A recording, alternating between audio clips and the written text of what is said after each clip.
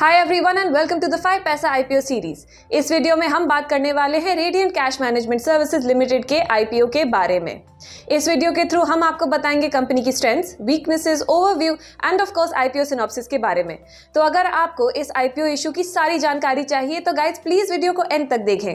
Video शुरू करने से पहले please like, share and subscribe to the 5 paisa YouTube channel to stay updated with the latest IPO and of course stock market news. तो guys शुरू करते हैं आईपीओ सिनॉप्सिस के साथ। इस आईपीओ का इशू ओपन होगा ऑन December 23, 2022 और क्लोज होगा December 27, 2022 पर। आईपीओ में फ्रेश इशू ऑफ शेयर्स है वर्थ ₹60 करोड़ और एक ऑफर फॉर सेल भी है ₹327.94 करोड़ का। प्राइस बैंड सेट हुआ है फ्रॉम ₹94 to ₹99 पर शेयर। शेयर्स अलॉट होंगे ऑन 30 दिसंबर और आईपीओ लिस्टिंग डेट है 4 जनवरी की। IIFL securities, Motilal Oswal and yes securities issue के बुक रनिंग लीड मैनेजर्स हैं। इशू के ऑब्जेक्टिव्स की बात करें तो ₹20 करोड़ यूटिलाइज होंगे वर्किंग कैपिटल रिक्वायरमेंट्स के लिए और ₹23.92 करोड़ यूज होंगे 220 specially fabricated armoured vans purchase करने के लिए। गाइस, अब कंपनी की फंक्शनिंग के बारे में समझते हैं।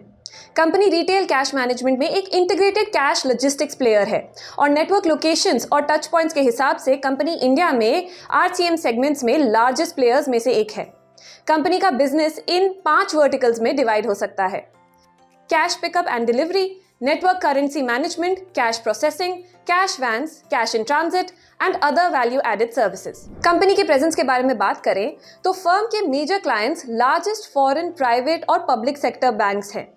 एंड यूजर सर्विसेज कंपनीज में से e-commerce companies, retail chains, NBFCs, insurance firms, e-commerce logistics players, railways and retail petroleum distribution outlets इनके क्लाइंट्स हैं। The companies revenue from operations stood at ₹286.04 crore in FY22, ₹221.67 crore in FY21 and ₹248.28 crore in FY20. The PAT stood at ₹38.21 crore in FY22, ₹32.43 crore in FY21 and ₹36.50 crore in FY20. The ROE stood at 23.66% in FY20, 30.53% in FY21 and 25.52% in FY22. The ROCE stood at 33.33% in FY22, 37.91% in FY21 and 31.31% in FY20. The company's total assets increased to ₹190.57 crore in FY22 from ₹162.14 crore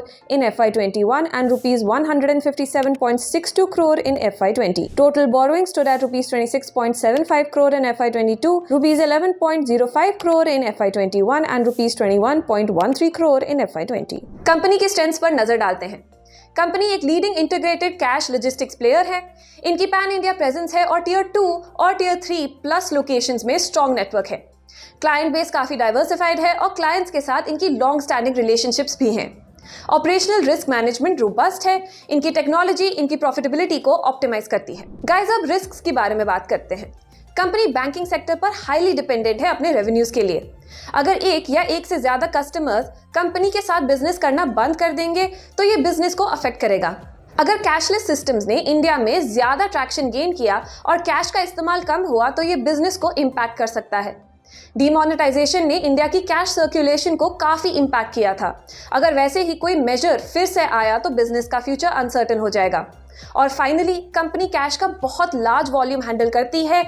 इससे इनकी risks बढ़ जाती हैं, जैसे कि armed robbery, and customer और third party fraud, theft और embezzlement bye employees और reporting errors, both deliberate and inadvertent, and failure to meet specific requirements under applicable service agreements. तो गाइज, ये था हमारा video radiant cash management services के IPO पर। आपकी इस आईपीओ के बारे में क्या राय है, हमें कमेंट सेक्शन में जरूर बताएं।